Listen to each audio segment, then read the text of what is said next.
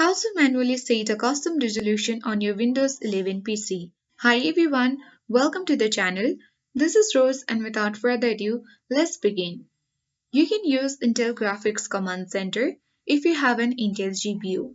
For that, click on Windows search box at bottom left and type Intel Graphics Command Center and click to open it. Once the Intel Graphics Command Center window opens, first you have to agree and accept to the software license agreements.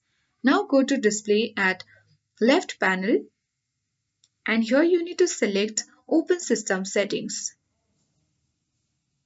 You need to scroll down and under Scale and Layout, you have to choose Display Resolution and click on the box which says Recommended. And from here you can easily choose the display resolutions and customize your resolution according to your design. So I hope this guide was helpful. If it was, then do like, share, comment and don't forget to subscribe.